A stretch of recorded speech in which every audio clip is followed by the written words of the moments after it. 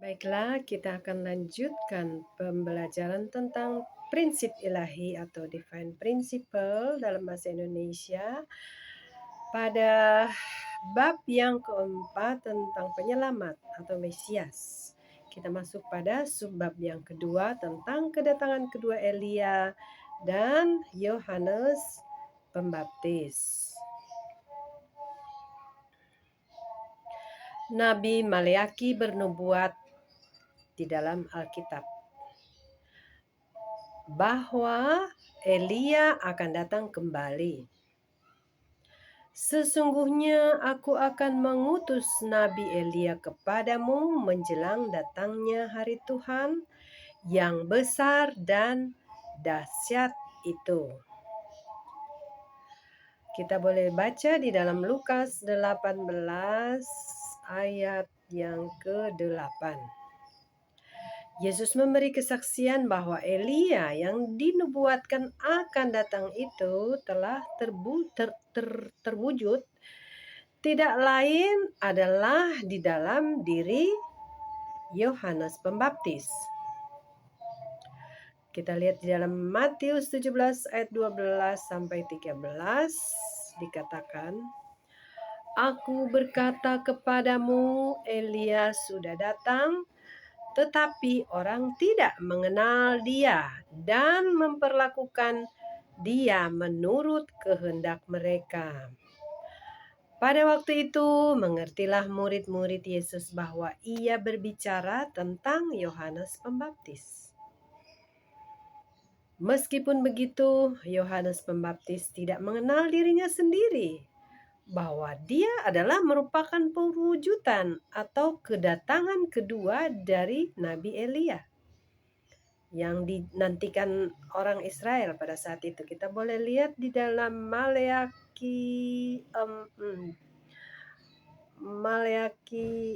Yohanes 1 ayat 21 tentang Maleaki 4 ayat 3 juga sebagai referensi. Jadi Yohanes tidak mengenal dirinya sendiri. Begitu juga orang Yahudi pada saat itu. Mereka bodoh, dan kebodohan Yohanes Pembaptis telah memperkuat keraguannya tentang Yesus. Dia sendiri tidak tahu, padahal dia sudah berkata, "Bertobatlah, karena kerajaan surga sudah dekat." Dia mempersiapkan sebetulnya jalan untuk kedatangan Tuhan. Coba kita buka lagi di dalam Matius 11 ayat 3, 2 Raja-Raja 2 ayat 11, Maleaki 4 ayat 5, Lukas 9 ayat 25 sampai 36.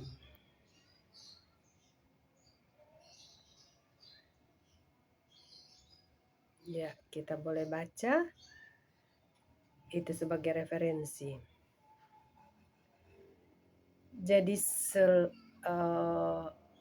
orang Yahudi percaya bahwa Elia itu akan datang dan mereka menantikannya. Tetapi di dalam kenyataan Elia sudah datang, tetapi mereka tidak mengenal dan memperlakukan dia semau mereka. Orang Yahudi berada di dalam kebodohan, sama halnya seperti Yohanes Pembaptis. Semenjak banyak orang Yahudi menghargai Yohanes Pembaptis, jadi mereka juga menghargai sudut pandang Yohanes Pembaptis.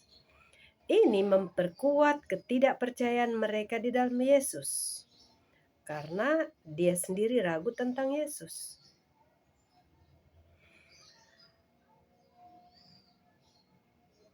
Kebodohan Yohanes Pembaptis merupakan faktor utama yang memaksa Yesus untuk melewati jalan penolakan, jalan salib.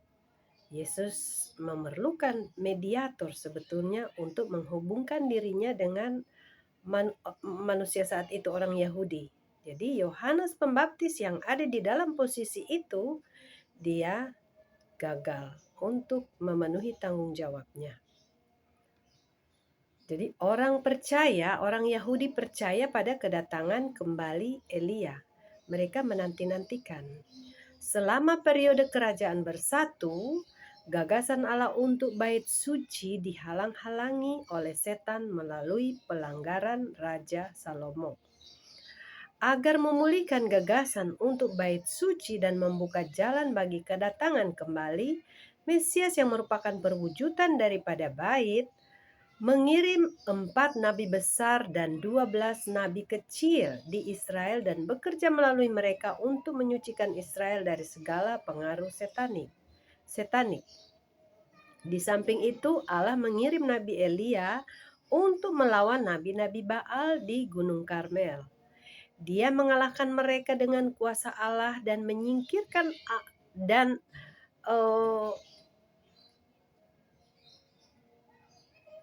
Baal-Baal mereka. Namun Elia terangkat ke surga dalam angin badai dan kereta kencana.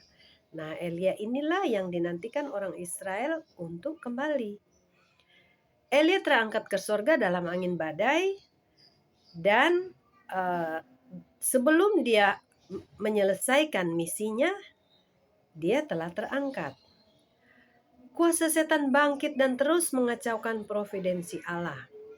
Jalan Mesias tidak dapat diluruskan sehingga saat pengaruh setan itu bisa disingkirkan, maka jalan Mesias tetap terbendung. Dengan demikian, sebelum Yesus dapat mewujudkan gagasan perwujudan dari bait yang bait suci dari dirinya, nabi yang lain harus mewarisi dan memenuhi misi yang belum diselesaikan, yaitu memutuskan tali ikatan manusia dengan setan. Itu menurut kebutuhan providensi, maka Nabi Maleaki bernubuat bahwa Elia akan datang kembali.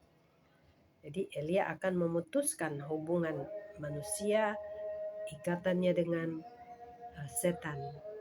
Orang-orang Yahudi yang percaya dalam nubuatan kitab suci sungguh sangat mengharapkan kedatangan daripada Mesias. Namun kita harus tahu bahwa kerinduan mereka tersebut sama seperti kesungguhan mereka merindukan kedatangan kembali daripada Elia. Jadi dua-dua sangat penting bagi mereka, Mesias dan Elia. Ini adalah karena Allah dengan jelas telah berjanji melalui Nabi Maleaki bahwa Dia akan mengirimkan Nabi Elia sebelum kedatangan kembali Mesias. Ini bertujuan agar mempersiapkan jalan bagi Tuhan. Itulah misi daripada Elia yang kenyataannya sudah ada di dalam diri Yohanes Pembaptis, namun Yohanes tidak mengakui dan orang Israel jadi bingung. Elia telah terangkat ke surga sekitar 850 tahun sebelum kelahiran Yesus. Sejak saat itu dia berdiam di dunia roh. Kita tahu benar dengan kisah transfigurasi ketika Elia dan Musa menampakkan diri secara rohani di hadapan murid-murid Yesus di atas gunung itu. Kita sudah baca tadi di dalam Lukas 9 ayat 25 sampai dengan 36. Banyak orang Yahudi percaya bahwa ketika Elia datang kembali, dia akan turun dari surga dalam cara yang sama seperti pada dia terangkat ke surga. Kan dia terangkat oleh kereta kencana. Jadi orang menantikan dia juga turun dengan cara yang sama dengan kereta kencana dari surga. Sama seperti Kristus juga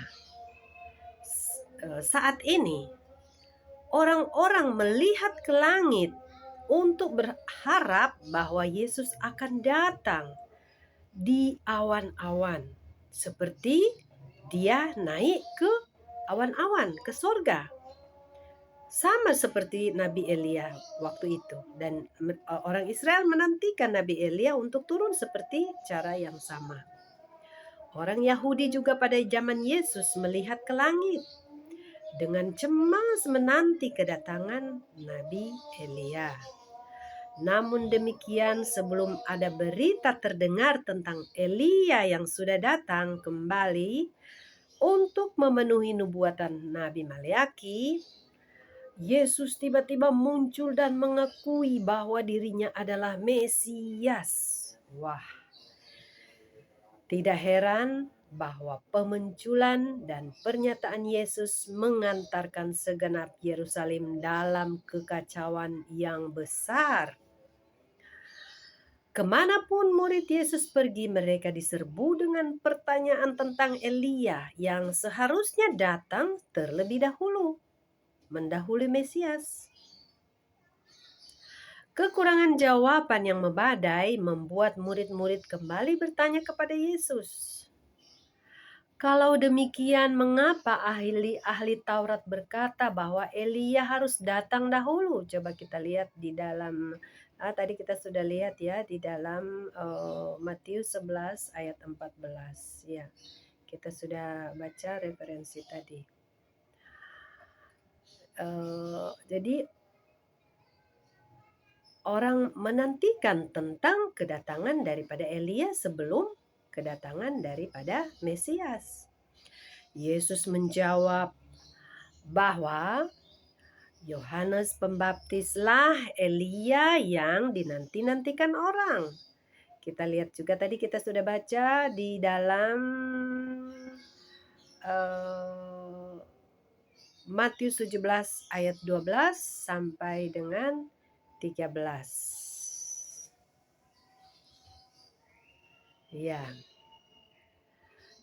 Jadi Yohanes ini adalah Elia kedua, sama dengan Yesus yang akan datang dengan Yesus kedua. Semenjak murid-murid telah percaya bahwa Yesus adalah Mesias, mereka menerima saja kesaksiannya bahwa Yohanes Pembaptis adalah Elia. Namun, bagaimana dengan orang lain yang tidak mengenal Yesus? Bagaimana mereka dapat menerima pengakuan yang berlawanan ini, yang bertentangan? Yesus sendiri menyangka bahwa mereka tidak akan siap mempercayai itu, sehingga ia berkata, "Dan jika kamu mau menerimanya, kalau kamu mau menerimanya atau tidak, pilihan. Jadi kalau kamu mau menerimanya, dialah Elia yang datang itu." Kita lihat juga di dalam Alkitab Matius 11 ayat 14. Ya tadi sudah ya, Matius 12 ayat 1 sampai 8, Yohanes 1 ayat 1 ayat 21 sebagai referensi. Jadi kalau kamu mau menerima dia, ya dialah Elia yang sudah datang itu. Tergantung juga dari porsi tanggung jawab manusia untuk menerima ya atau tidak. Apa yang membuat bahkan sulit bagi orang Yahudi untuk percaya atas pertanyaan Yesus adalah penyangkalan sebelumnya dari Yohanes Pembaptis. Yohanes berkeras bahwa dia bukanlah Elia itu. Lalu mereka bertanya kepadanya, "Kalau begitu, siapakah engkau? Elia kah?" Dia juga menjawab, "Bukan." Jadi Yohanes sendiri tidak tahu siapa dirinya, padahal dia sudah dinubuatkan untuk datang sebagai pembuka jalan bagi Mesias. Dia banyak menerima wahyu, tetapi semua itu disangkal pada akhirnya. Ya, nanti kita lanjutkan lagi. Sampai di sini dulu. Terima kasih.